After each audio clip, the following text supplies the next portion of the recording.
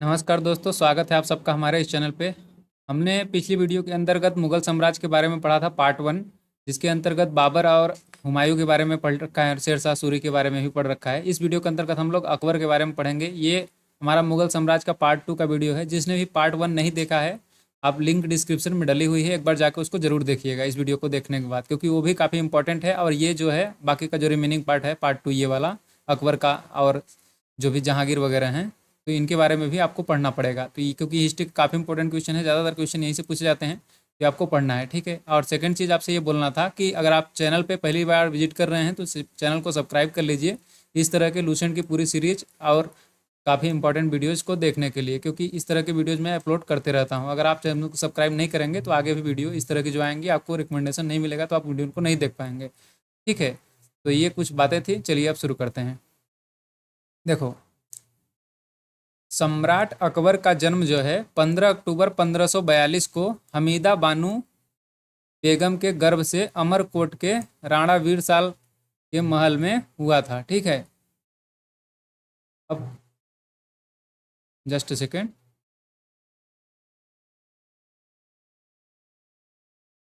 तो हमीदा बानो बेगम के गर्भ से अमरकोट के राणा वीरसाल के महल में हुआ था। इतने पॉइंट हमने देख लिए। देखो, अकबर के बचपन का नाम क्या था? तो अकबर के बचपन का नाम जलाल था। उसका राज्यभिषेक 14 फरवरी 1556 को पंजाब के कालानौर नामक स्थान पर हुआ था, ठीक है। और अकबर का शिक्षक कौन था? अब्दुल लतीफ़ ईरान का विद्वान था, ईरानी विद्वान था, ठीक है। देखो, यहाँ पे आपको सिर्फ एक पॉइंट ध्यान रखना है। क्या ध्यान रखना है? कि अकबर के बचपन का नाम क्या था। तो अकबर के बचपन का नाम क्या था? जलाल था। ये देखिए यहाँ पे लिखा हुआ है जलाल, तो आपको ये ध्यान रखना है कि अकबर के बचपन का नाम जलाल था। और देखिए, वह जलालुद्दीन मोहम्मद अकबर बादशाही गाजी की उपाधि से सिंहासन पर बैठा। कौन बैठा? अकबर। देखो, ये यहाँ पे इसको आप इस तरह से भी ध्यान रख सकते हैं कि जैसे पूरा नाम अगर दे देगा कि क्वेश्चन पूछ लेगा कि इस उपाधि के साथ कौन सा सम्राट इस उपाधि को धारण करा था, तो देखिए यहाँ पे अकबर लिखा हुआ है, तो अकबर से पहचान सकते हैं। और सेकंड चीज़ है कि गाजी की उपाधि किसने धारण करी थी? गाजी की उपाधि सबसे पहले किसने धारण की थी? तो ये बाबर ने धारण करी थी। और बादशाह की उपाधि किसने सबसे पहले धारण की थी? तो ये भी आपका बाबर ने धारण की थी। बैरम खां 1556 से 1560 तक अकबर का संरक्षक रहा। वह बदख्शां खां निवासी था। उसे प्यार से खानी बाबा कहा जाता था। तो क्वेश्चन ये पूछा जा सकता है, नहीं, क्वेश्चन जो मेनली पूछा जाता है कि अकबर का संरक्षक का क्या नाम था, अकबर का संरक्षक कौन था। क्योंकि जो अकबर था, देखो, इसको 1542 में इसका जन्म हुआ और इसने राजगद्दी पर कब बैठा? 1556 में। मतलब टोटल 14 साल के आसपास का हो रहा है, तो मतलब छोटा बच्चा था जब अकबर गद्दी पर बैठा था। तो उसके जो है संरक्षक बनाया गया था। जैसे कि बैरम खान जो था ये संरक्षक था, यानी कि उसका मुख्य सेनापति ऐसा समझ सकते हैं, जैसे कटप्पा था ना बाहुबली फिल्म में, उसी तरह से बैरम खान था। ये देखभाल करता था पूरा अकबर का। तो ये बैरम खां के बारे में काफ़ी पूछा जाता है क्वेश्चन, तो इसको आपको ध्यान रखना है कि अकबर का संरक्षक बैरम था, जिसको लोग प्यार से खानी बाबा भी बोलते थे, ठीक है। और देखिए आगे, पानीपत की दूसरी लड़ाई जो है ये 5 नवंबर 1556 को अकबर और हेमू के बीच हुई।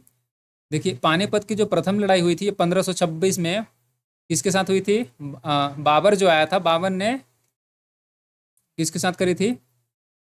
बाबर और नहीं, ये वाली जो है जिससे बाबर और हेमू के बीच हो गई पानीपत की प्रथम लड़ाई, सॉरी दूसरी लड़ाई। और पानीपत की प्रथम लड़ाई जो हुई थी इब्राहिम लोधी के साथ करी थी, किसने? बाबर ने। तो ये पॉइंट आपको दोनों ध्यान रखना है। और इसको ध्यान रखने का ट्रिक ये है, देखो 1526 में जो आपका हो गया ये 1526, ठीक है। 1526 से आपको कहाँ पे बढ़ना है? 1556 में। तो ये लास्ट डिजिट तो आपका सेम ही है, 6 6 1500 1500, ये भी है। 2 से आपको 5 पहुँचना है कि 1526 में बाबर और इब्राहिम लोधी के बीच में पानीपत की प्रथम लड़ाई हुई थी, और 1556 में अकबर और हेमू के बीच में पानीपत की दूसरी लड़ाई हुई थी। तो इसको आपको ध्यान रखना है। आगे देखिए, 31 जनवरी 1561 को मक्का की तीर्थ यात्रा के दौरान पाटन नामक स्थान पर मुबारक खान नामक युवक ने बैरम खां की हत्या कर दी, ठीक है।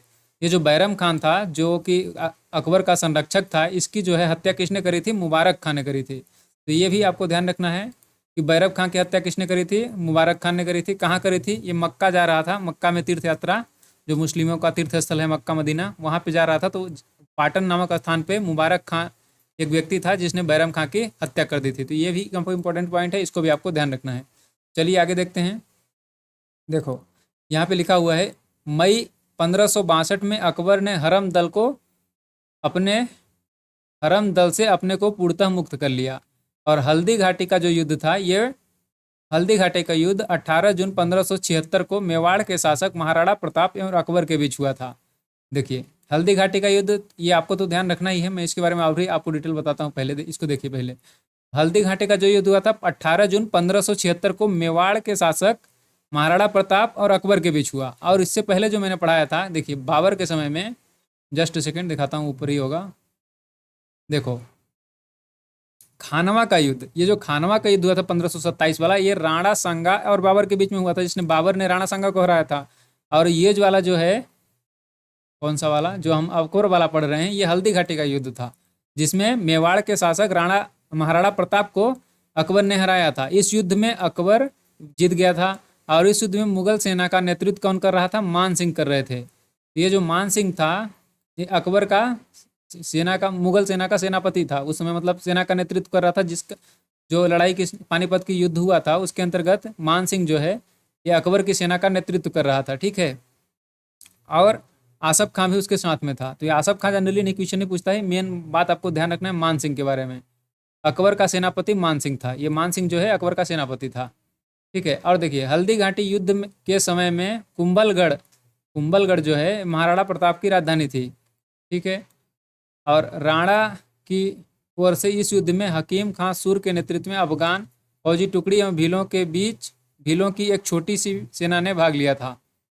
ये आपको ध्यान नहीं रखना है, आपको बस ये ध्यान रखना है कि हल्दी घाटी का जो युद्ध हुआ था महाराणा प्रताप और अकबर के बीच में, जिसमें अकबर की विजय हुई थी, तो उसमें अकबर का सेनापति कौन था जिसने नेतृत्व किया था ये मुगल सेना का? तो ये कौन था? मान सिंह था। ठीक है। और देखिए, मैं इसका क्विक रिवीजन भी कराऊंगा वीडियो के अंत में। अभी आप बस ध्यान से देखते जाइए और सुनते जाइए। आपको कोई ज़्यादा दिमाग पे लोड लेके पढ़ने की जरूरत नहीं है, बस आप बातों को सुनते रहिए। ठीक है, आगे देखते हैं। देखो, महाराणा प्रताप की जो मृत्यु हुई थी, ये धनुष की प्रत्यंचता जो डोरी रहती है धनुष की, उसको चढ़ाते समय अंदरूनी चोट लग जाने के कारण से हो गई थी। मैंने जो है ये राणा सांगा जी के बारे में ये शायद बात बोल दी थी पिछले वीडियो में, तो उसको करेक्ट कर लेना है आपको कि राणा सांगा की जो मृत्यु हुई थी, देखिए यहाँ पे लिखा है जहर देने के कारण हुई थी। तो राणा सांगा की मृत्यु जहर देने के कारण हुई थी। और महाराणा प्रताप की मृत्यु धनुष का वो जो डोरी होती है उसको चढ़ाते वक्त चोट लग गई थी उनको, इसके कारण से हो गई थी। महाराणा प्रताप के घोड़े का नाम क्या था? चेतक। एवं हाथी का नाम क्या था? राम प्रसाद। ये राम प्रसाद जो है, इसको आपको, चेतक तो आपको पता ही होगा, बच्चे को पता है कि महाराणा प्रताप के घोड़े का नाम चेतक था। और लेकिन राम प्रसाद ये जो है महाराणा प्रताप के हाथी का नाम था। ये भी काफ़ी फेमस हाथी था। इसको जो है अकबर ने जब महाराणा प्रताप को हराया था तो अपने राज दरबार में ले गया था, क्योंकि ये काफ़ी अच्छा और बहुत बड़ा हाथी था। लेकिन इसने राम प्रसाद ने खाना पीना छोड़ दिया था, तो उसको बाप ने वापस या छोड़ना पड़ा था उसको, अकबर को। ठीक है ना। तो ये आपको ध्यान रखना है, राम प्रसाद जो है महाराणा प्रताप जी के हाथी का नाम था। और ये घोड़ा और आपको नाम रखना है, जो सिकंदर का घोड़ा था, बहु फेकला। तो बहु फेकला जो था, उसी के नाम पर सिकंदर ने झेलम नदी के किनारे क्या बसाया था? बहु फेकला नामक शहर बसाया था। देखो, दीन ए इलाही धर्म का प्रधान पुरोहित अकबर था। दीन ए इलाही धर्म की स्थापना किसने करी थी? ये क्वेश्चन पूछा जाता है, तो आपको इसको लगाना है क्या? अकबर। दीन ए इलाही धर्म की स्थापना अकबर ने करी थी, ये क्वेश्चन पूछा जाता है, इसको ध्यान रखना है, काफ़ी इंपॉर्टेंट क्वेश्चन है। और देखिए, दीन ए इलाही धर्म को स्वीकार करने वाला पहला व्यक्ति कौन था? ये भी क्वेश्चन पूछा जाता है। पहला और अंतिम हिंदू शासक कौन था? ये बीरबल था। बीरबल, अकबर बीरबल, आपने को पता ही होगा बीरबल के बारे में। बीरबल का नाम भी पूछा जाता है कई बार कि बीरबल का वास्तविक नाम क्या था? तो महेश दास था। जो ब्राह्मण को राजा बीरबल की पदवी दी गई थी, महेश दास नामक ब्राह्मण को राजा बीरबल की पदवी दी गई थी, जो हमेशा अकबर के साथ रहता था। तो बस आपको इसमें से इतना पॉइंट ध्यान रखना है कि दीन ए इलाही धर्म को स्वीकार करने वाला पहला और अंतिम हिंदू शासक कौन था? तो ये बीरबल था। बीरबल का वास्तविक नाम क्या था? महेश दास था। इसी तरह से एक और भी क्वेश्चन पूछा जाता है कि तानसेन का वास्तविक नाम क्या था? तो तानसेन का नाम क्या था? क्या नाम था तानसेन का? आगे मिलेगा। अभी ये शायद रामतनु पांडे था। ठीक है ना। यहाँ आप इसको ध्यान रखना है, कई बार क्या होता है कि कन्फ्यूजन में भूल जाया करता है। तो रामतनु पांडे जो है किसका नाम था? आपका तानसेन जी का। और महेश दास किसका नाम था? ये बीरबल का था। देखिए, अकबर ने जैन धर्म के जैनाचार्य हरि विजय सूरी को जगत गुरु की उपाधि प्रदान की थी। और यहाँ पे देखिए, राजस्व प्राप्ति की, राजस्व यानी टैक्स वसूली की जब्ती प्रणाली को अकबर ने शुरू की थी। जब्ती प्रणाली अकबर ने शुरू की थी। और अकबर के दीवान राजा टोडरमल खत्री जाति के जो थे, वो 1580 में दहसाल बंदोबस्त व्यवस्था लागू की थी। तो आपको बस इतना ध्यान रखना है कि राजा टोडरमल किस शासनकाल से संबंधित है, अकबर के शासनकाल से संबंधित है राजा टोडरमल। आपको इसका बस नाम ध्यान रखना है। चलिए आगे देखते हैं हम लोग। ये कुछ जो है अकबर द्वारा विजिट किए गए क्षेत्र हैं, इनको आप एक बार वीडियो पॉज करके पढ़ सकते हैं, कोई ज़्यादा इंपॉर्टेंट नहीं है। अब हम लोग बस यहाँ पे ये देखते हैं जो कि इम्पोर्टेंट है। यहाँ देखिए, जस्ट सेकेंड। दक्षिण भारत में जो असीरगढ़ है, असीरगढ़ मतलब बुरहानपुर, मध्य प्रदेश का बुरहानपुर जिला जो है, जिसे असीरगढ़ के किले को दक्षिण का प्रवेश द्वार भी कहा जाता है। तो इसका जो है ये जो अकबर था, इसका ये अंतिम था, ये अंतिम अभियान था, यह अकबर का अंतिम अभियान था। मतलब लड़ाई जो युद्ध करा था, ये अंतिम युद्ध था 1601 में, असीरगढ़ का किला को जीतने का क्रम में। ठीक है ना। देखिए यहाँ पे लिखा भी हुआ है, अकबर के दरबार का प्रसिद्ध संगीतकार तानसेन था। गुजरात विजय के दौरान अकबर सर्वप्रथम पुर्तगालियों से मिला और यहीं उसने सर्वप्रथम समुद्र को देखा।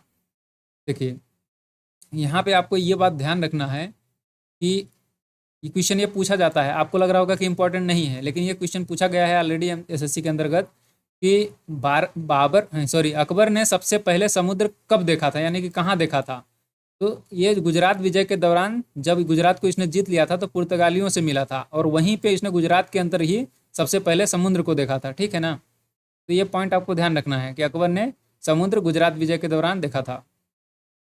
गुजरात अभियान को इतिहासकार स्मिथ ने संसार के इतिहास का सर्वाधिक द्रुतगामी आक्रमण कहा है। ये इंपॉर्टेंट नहीं है, इसको कोई ज़्यादा ध्यान देने की जरूरत नहीं है। यहाँ पे देखिए अकबर के कुछ महत्वपूर्ण कार्य, इसमें से डेट आपको ध्यान रखने की जरूरत नहीं है, बस इसको ध्यान रखिए कि अकबर ने क्या क्या कार्य कर रहे थे। तो अकबर ने दास प्रथा का अंत कर दिया था 1562 में।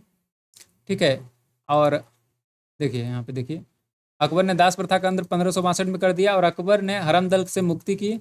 अकबर को हरम दल से मुक्ति और तीर्थ यात्रा का कर जो टैक्स लगता था उसको समाप्त किया, जजिया कर को समाप्त किया, फतेहपुर सीकरी की स्थापना करी और राजधानी को आगरा से फतेहपुर सीकरी में स्थानांतरित किसने किया, अकबर ने किया। इबादत खाने की स्थापना किसने करवाई, अकबर ने करवाई। इबादत खाने में सभी धर्मों के लोगों को प्रवेश की अनुमति किसने दी, अकबर ने दी। मजहर की घोषणा किसने करी, अकबर ने करी। दीन इलाही धर्म किसने चलवाया था, तो अकबर ने चलवाया था। इलाही सम्मत की शुरुआत किसने करी थी, तो अकबर ने करी थी। राजधानी लाहौर में स्थानांतरित किसने करी थी, तो ये अकबर ने करवाई थी।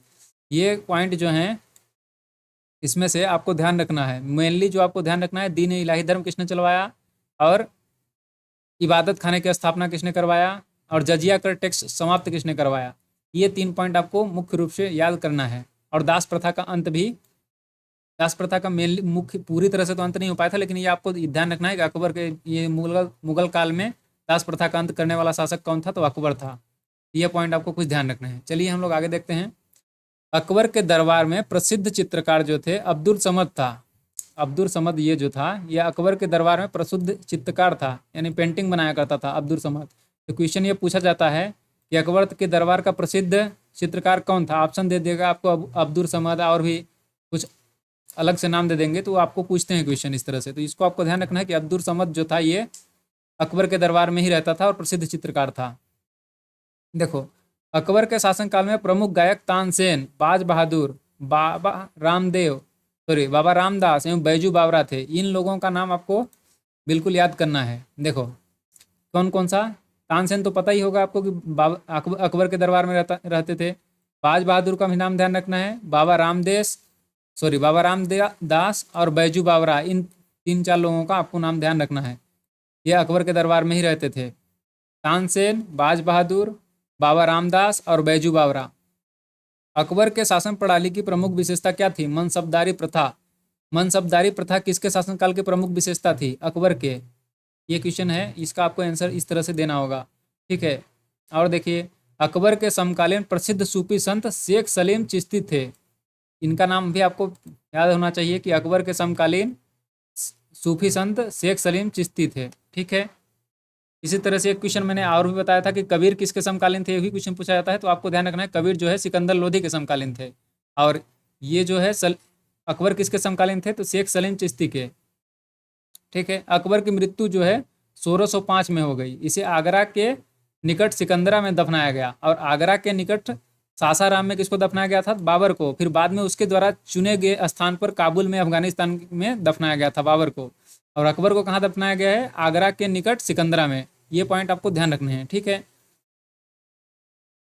देखो अब हम लोग देखें, ये बाबर खत्म हो जाता है, बाबर का जो सॉरी अकबर खत्म हो गया हमारा, लेकिन अकबर का जो है जन्म कब हुआ था एक बार देख लीजिए, 1542 में, ठीक है। और मृत्यु कब हो गई अकबर की, 1605 में, समझ रहे हैं। और अकबर ने जो है 1556 में राज सिंहासन की गद्दी पर बैठा था और 1605 तक ये राज सिंहासन की गद्दी पर रहा और 1605 में मर गया, ठीक है ना। तो ये पॉइंट आपको कुछ ध्यान रखने थे। अब अकबर के बाद कौन आएगा, अकबर के बारे में ये कुछ डिटेल हैं, इसको भी हम लोग पढ़ लेते हैं, उसके साम्राज्य में क्या क्या चीज़ें थी और भी। फिर उसके बाद अकबर की मृत्यु के बाद कौन बनेगा यहाँ पे, जहांगीर बनेगा 1605 में। पहले हम लोग अकबर से रिलेटेड इन्फॉर्मेशन जो भी जानकारियाँ हैं उनको हम लोग देख लेते हैं एक बार। देखो, स्थापत्य कला के क्षेत्र में, स्थापत्य मतलब कुछ भी निर्माण जो उसने स्थापना करवाया था उसके क्षेत्र में अकबर की महत्वपूर्ण कृतियाँ क्या क्या हैं। ये हैं दिल्ली में हुमायूं मकबरा, हुमायूं का मकबरा किसने बनवाया, तो ये आपका अकबर ने बनवाया। आगरा का लाल किला किसने बनवाया, ये ध्यान रखिए, दिल्ली का लाल किला नहीं है, दिल्ली का लाल किला शाहजहां ने बनवाया था, आगरा का लाल किला किसने बनवाया था, अकबर ने बनवाया था।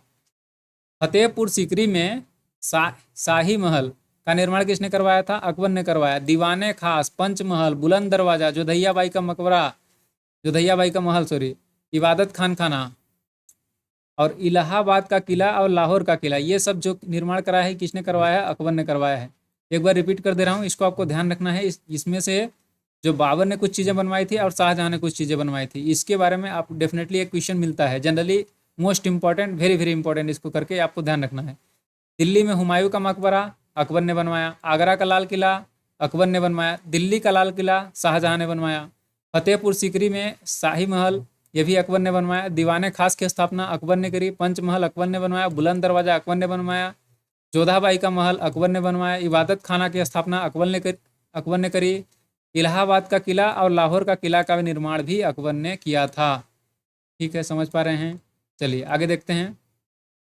अकबर के दरबार में सुशोभित करने वाले नवरत्न थे। अकबर के दरबार में जो नवरत्न रहते थे उनके आपको नाम याद रखने हैं। कौन कौन से थे ये, अब्दुल फजल, फैजी, तानसेन, बीरबल, टोडरमल, राजा मान सिंह, अब्दुल रहीम खाने खाना और फ़कीर अजीउद्दीन मुल्ला दो प्याजा।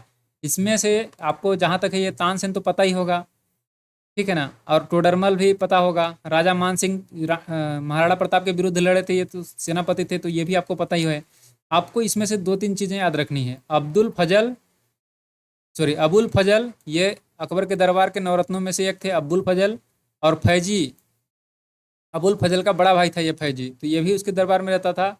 और अब्दुल रहीम खान खाना, फ़कीर जियाउद्दीन और मुल्ला दो प्याजा। इसमें से मुल्ला दो प्याजा को आपको नाम रखना है, अब्दुल फजल का नाम रखना है, फैजी का नाम याद रखना है, तानसेन, बीरबल, बीरबल तो पता ही होगा, टोडरमल, राजा मान सिंह, अब्दुल रहीम खान खाना, फ़कीर जियाउद्दीन, मुल्ला दो प्याजा। ठीक है, इस तरह से एक दो बार सुन लेंगे तो याद हो जाएगा। ज़्यादा स्ट्रेस लेके पढ़ने की ज़रूरत नहीं है, बस हल्के में वीडियो को सुनते जाना है, ठीक है, याद हो जाएगा, टेंशन मत लीजिए। आगे देखिए बस। अबुल फजल का बड़ा भाई जो फैजी था, ये अकबर के दरबार में राजकवि के पद पर आसीन था, ठीक है ना। और अबुल फजल ने अकबर नामा ग्रंथ की रचना करी थी। देखो, बाबर नामा किसने लिखी थी, बाबर ने स्वयं लिखी थी, लेकिन अकबर नामा किसने लिखी थी, अबुल फजल ने लिखी थी। वो बाबर नामा जो थी बाबर की आत्मकथा थी, और ये अकबर नामा जो है अकबर की जीवनी थी। जीवनी क्या होता है, जो दूसरे कोई लिखता है, और आत्मकथा क्या होता है, जो खुद व्यक्ति लिखता है। तो ये अकबर नामा को अबुल फजल ने लिखी थी। वह दीन ये इलाही धर्म का मुख्य पुरोहित था। अबुल फजल जो था ये दीन ए इलाही धर्म का मुख्य पुरोहित था। यहाँ पे एक पॉइंट और ध्यान रख लीजिए कि जैसे अकबर के नवरत्न जो थे ये तो अलग है, और जो हमने प्राचीन भारत जब पढ़ रहे थे उसमें भी हमने पढ़ा था कि नवरत्न थे। एक चंद्रगुप्त द्वितीय के शासनकाल में भी कुछ नवरत्न थे, जिसके अंतर्गत कालिदास, वराह मिहिर और धनवंतरी जैसे लोग कुछ थे, तो वो अलग है और ये वाला नवरत्न अलग है। तो इनको आपको ध्यान रखना है कि अकबर के दरबार वाले नवरत्न जो हैं इनको आप एक बार देख लीजिएगा। दो तीन बार बोल चुका हूँ, बार बार रिपीटेशन अपन नहीं करेंगे, आगे बढ़ते हैं। देखिए, संगीत सम्राट तानसेन का जन्म जो है 1506 में ग्वालियर में एक ब्राह्मण परिवार में हुआ था, ठीक है। और इनका जो असली नाम था ये रामतनु पांडे था। मैंने कुछ समय पहले ही बताया था आपको कि रामतनु पांडे जो है ये किसका नाम था, तानसेन का नाम था। और बीरबल का नाम क्या था, महेश दास। जो इनकी प्रमुख कृतियां हैं इनको भी आपको ध्यान रखना है, मियाँ की टोडी, मियाँ का मल्हार, मियाँ का सारंग, दरबारी कान्हर। तो आपको इसमें ट्रिक मिल जा रही है, इसको आपको याद करने की ज़्यादा ज़रूरत नहीं है। देखिए, जिसमें भी आपको दिख जाए इस तरह की मियाँ की टोडी, मियाँ का मल्हार, मियाँ का सारंग, सब कुछ मियाँ का, तो ये आपको समझ लेना है कि तानसेन ने ही लिखा है, मियाँ का मल्हार वगैरह, ठीक है। तो ये बहुत आसान है, इसको याद रखना। और ये क्वेश्चन आता भी है कि मतलब इसने तानसेन की रचना इसमें से कौन सी है, इस तरह से क्वेश्चन पूछा जाता है, तो आपको ध्यान रखना है इसको।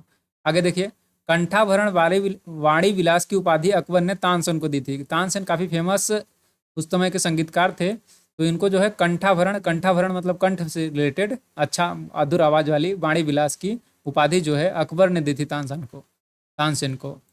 तो कंठाभरण वाणी विलास की उपाधि किसको दी थी? तानसेन को। किसने दी थी? अकबर ने दी थी। ये पॉइंट आपको ध्यान रखना है। और देखिए आगे, तानसेन अकबर के दरबार में आने से पूर्व रीवा के, ये अपने मध्य प्रदेश के अंतर्गत रीवा जो बुंदेलखंड का एरिया है, वहाँ पे रीवा के जो सम्राट थे राजा रामचंद्र, इनके राज दरबार में रहते थे तानसेन। तो इनको जो है अकबर ने बुलवा लिया था अपने यहाँ। इनकी जो इनका इतने फेमस थे ये तानसेन कि उसको उसने जो है अकबर ने बुला लिया था अपने यहाँ। देखो और देखिए यहाँ पे, ये आपको ज़्यादा ध्यान रखने की ज़रूरत नहीं है। यहाँ पे देखिए, ये देख एक बार पढ़ लेते हैं। हरिदास एक ऐसे मतलब फेमस, तानसेन के साथ ही ये भी सिंगर थे एक बड़े, जिसका गाना सुनने के लिए क्या है अकबर को जो है इनकी कुटिया में जाना पड़ा था, क्योंकि ये जो है हरिदास, ये अपने भगवान के लिए गीत गाना गाया करते थे। ये किसी राजा महाराजा के लिए गाना नहीं गाते थे। तो ये बात आपको ध्यान रखना है कि अकबर को किसके दरबार मतलब किसकी कुटिया में जाना पड़ा था किसका संगीत सुनने के लिए? तो हरिदास जी का गाना सुनने के लिए अकबर को उसकी कुटिया में जाना पड़ा था, क्योंकि उन्होंने राज दरबार में जाने से मना कर दिया था हरिदास जी ने। और देखिए, अकबर ने भगवान दास को अमीर उल उमरा की उपाधि दी।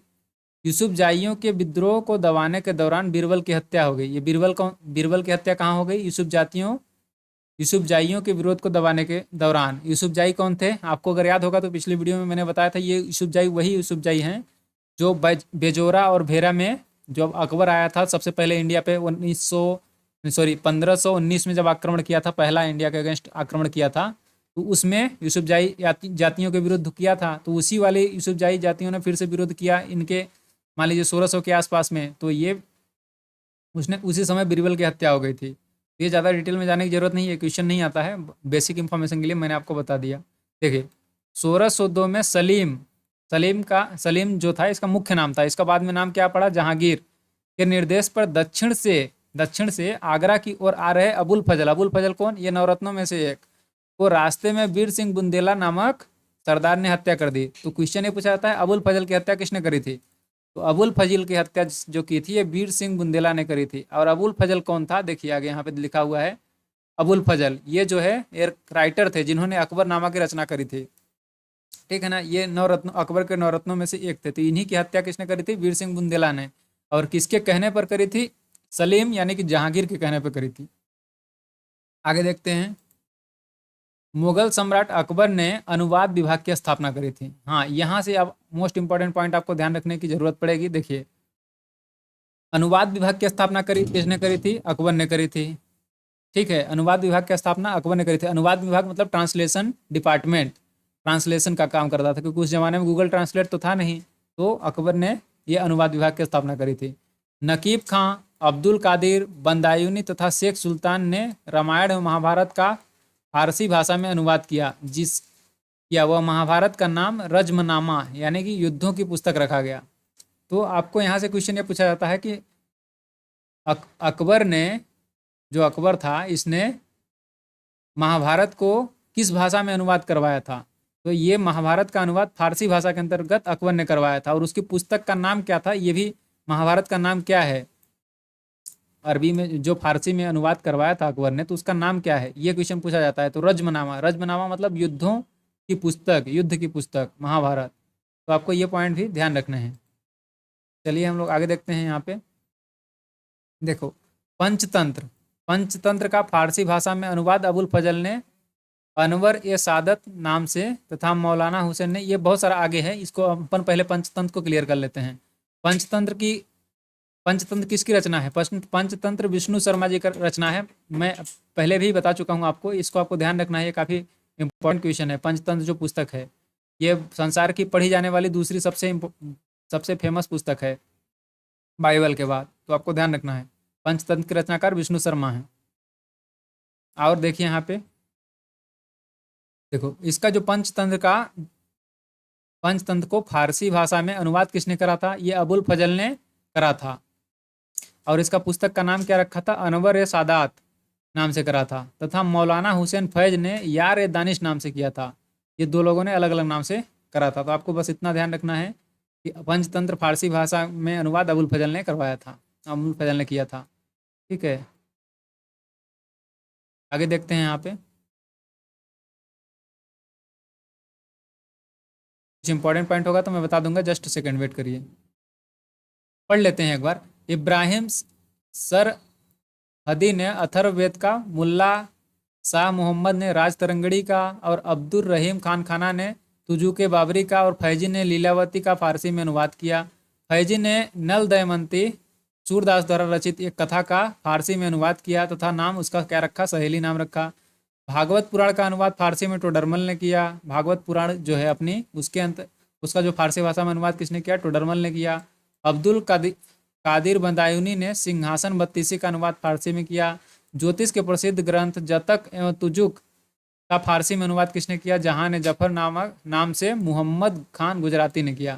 तो ये जो है ट्रांसलेशन विभाग यानी कि अनुवाद विभाग की स्थापना किसने करी थी? अकबर ने करी थी। और इन कुछ पुस्तकों का अनुवाद अकबर ने करवाया था फारसी भाषा में। ठीक है, और देखिए आगे। अकबर के काल को हिंदी साहित्य का स्वर्ण काल कहा जाता है। ये पॉइंट आपको ध्यान रखना है कि हिंदी साहित्य का स्वर्ण काल किसको कहा जाता है? अकबर के काल को कहा जाता है। अकबर के काल को हिंदी साहित्य का स्वर्ण काल कहा जाता है। अकबर ने बीरबल को कवि प्रिय और नरहरि को महापात्र की उपाधि दी थी। ये पॉइंट भी आपको ध्यान रखना है।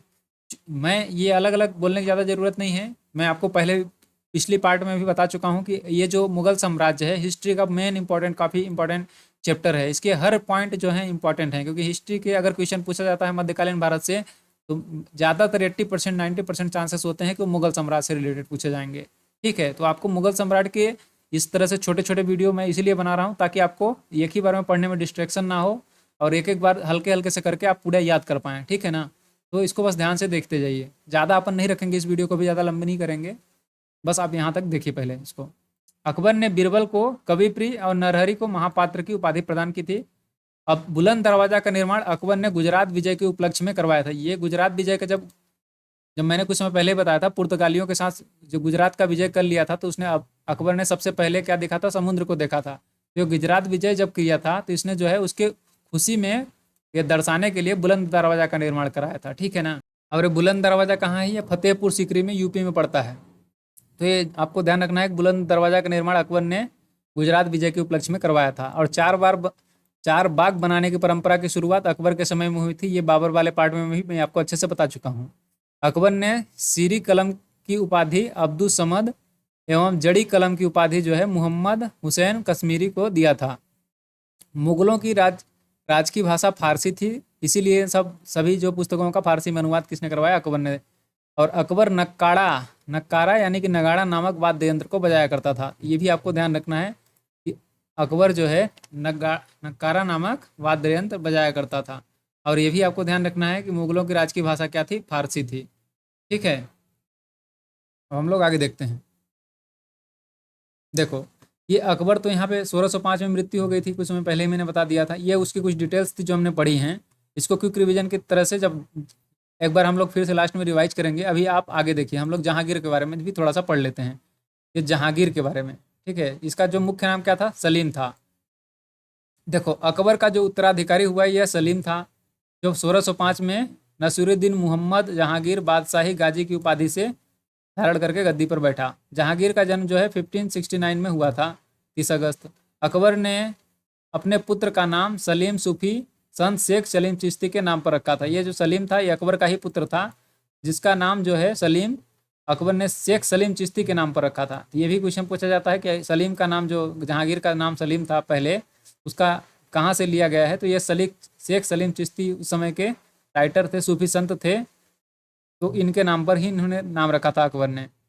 और जहांगीर को किस लिए फेमस था यह जहांगीर? तो जहांगीर को न्याय की जंजीर के लिए याद किया जाता है। न्याय की जंजीर क्या थी? तो ये जो है सोने की बनी एक जंजीर थी जो आगरा के किले में शाह बुर्ज के साथ में यमुना तट पर स्थित पत्थर के खंभे में लटकाई हुई थी। तो आपको बस इतना ध्यान रखना है कि न्याय की जंजीर के लिए किसको याद किया जाता है? जहांगीर को याद किया जाता है। न्याय की जंजीर के लिए किसको याद किया जाता है? जहांगीर को याद किया जाता है। ये सोने की जंजीर बनवाया था इसने, यमुना नदी के तट पर एक मतलब बंधवा के रखा था इसने, ठीक है ना। आओ देखिए यहाँ पे, जहांगीर द्वारा शुरू की गई तुजुक ए जहांगीरी नामक आत्मकथा को पूरा करने का श्रेय मोतियाबिंद खां को है। मतलब तुजुक ए जहांगीरी लिखने की पुस्तक जो है आत्मकथा जहांगीर ने लिखनी शुरू करी थी, और उसको खत्म किसने किया? मोतियाबिंद खां ने। और देखिए यहाँ पे, खुसरो की सहायता देने के कारण जहांगीर ने सिखों के पांचवें गुरु अर्जुन देव सिंह को फांसी दिलवा दी थी। तो सिखों के पांचवें गुरु अर्जुन सिंह देव को, सॉरी, अर्जुन देव जी को फांसी किसने दिलवाई थी? तो ये जहांगीर ने दिलवाई थी। और औरंगजेब ने किसको दिलवाई थी? तो ये गुरु तेज बहादुर सिंह को दिलवाई थी। तो ये आपको दोनों को ध्यान रखना है, तेज बहादुर को औरंगजेब ने, और अर्जुन देव को जहांगीर ने फांसी दिलवाई थी। और देखिए, अहमदनगर के वजीर मलिक अंबर के विरुद्ध सफलता से होकर जहांगीर ने खुर्रम को शाहजहां की उपाधि दी थी, खुश होकर के। ये आपको ध्यान रखना है कि जहांगीर को खुर्रम ने जहांगीर को, सॉरी दोस्तों, ज़्यादा बोलते बोलते जीभ मुड़ने लगती है, अभी इसके लिए सॉरी। देखो हम लोग इसको देखते हैं, एक बार फिर से पढ़ लेते हैं। अहमदनगर के वजीर अलीम अंबर के विरुद्ध सफलता से खुश होकर जहांगीर ने खुर्रम को शाहजहां की उपाधि दी थी। यानी कि जो शाहजहां था, ये खुर्रम उसका पुराना नाम था। तो शाहजहां को खुर्रम को शाहजहां की उपाधि किसने दी थी? ये तो जहांगीर ने दी थी। समझ पा रहे हैं? शाहजहां का पुराना नाम खुर्रम था। शाहजहां को शाहजहां किसने कहा? ये जहांगीर ने कहा। ये इसका मतलब है, ठीक है। आगे देखिए, इसको हम लोगों को पूरा पढ़ना पड़ेगा, इस सेंटेंस को एक बार अच्छे से देखिए। नूरजहां, ये नूरजहां के बारे में डिटेल है कुछ। देखो, ईरान निवासी मिर्जा गयास बेगम की पुत्री नूरजहां का वास्तविक नाम मेहरुनिसा था। तो नूरजहां का वास्तविक नाम क्या था? मेहरुनिसा। ये क्वेश्चन हो गया। और ये जो मेहरुनिसा थी, ये अकबर की विधवा सलीम बेगम की सेवा में नियुक्त की गई थी। और इसकी जो है, उससे जो है क्या बोलते हैं, जहांगीर को पसंद आ गई थी, इसलिए मेहरुनिसा से नूरजहां से किसने शादी करी थी? जहांगीर ने शादी कर ली थी। यहाँ पे देखिए, औरत पर मेहरुनिसा को देखकर उसके सौंदर्य से मुग्ध होकर जहांगीर ने 1611 में उससे विवाह कर लिया। और उसके बाद उसने जहांगीर ने नूर महल एवं नूरजहां की उपाधि दी थी, क्योंकि पुराना नाम उसका क्या था? मेहरुनिसा। तो मेहरुनिसा को नूर महल या नूरजहां की उपाधि जहांगीर ने दी, और जहांगीर ने उससे शादी कर ली थी। ये जो मेहरुनिसा थी, एक छोटी मतलब नॉर्मल व्यक्ति थी, नॉर्मल महिला थी, जो कि अकबर की विधवा की सेवा के लिए लगाई गई थी, ठीक है ना। ये आपको ध्यान रखना है। नूरजहां के सम्मान में जहांगीर ने चांदी के सिक्के जारी किए थे। जहांगीर ने गियास बेग को शाही दीवाना बनाया, रितमा उद्दौला की उपाधि प्रदान की। लाडली बेगम शेर अफगान एवं मेहरुनिसा की पुत्री थी, जिससे शादी जहांगीर के पुत्र शहरयार के साथ हो गई थी, जिसकी शादी। देखिए, नूरजहां की मां असमत बेगम ने गुलाब से इत्र निकालने की विधि खोजी थी। तो बस आपको बस यहाँ पे ये पॉइंट आपको मोस्ट इंपॉर्टेंट करके याद रखना है कि नूरजहां की जो माँ थी असमत बेगम, क्वेश्चन ये पूछा जाता है कि गुलाब से इत्र निकालने की विधि किसने खोजी थी? तो ये असमत बेगम ने करी थी, जो कि नूरजहां ये जहांगीर ने जिससे शादी करी थी, नूरजहां, उसकी जो मम्मी थी असमत बेगम, इसने ही गुलाब से इत्र निकालने की विधि खोजी थी। समझ पा रहे हैं? ठीक है, आगे देखिए। जहांगीर के टोटल 5 पुत्र थे, खुसरो, परवेज, खुर्रम मतलब शाहजहां। यहाँ पे देखिए खुर्रम को शाहजहां, ये जहांगीर नहीं रखी उपाधि दी थी। तो ये खुर्रम जो है जहांगीर का ही पुत्र था। शहरयार और जहांदार, ये उसके 5 पुत्र थे जहांगीर के।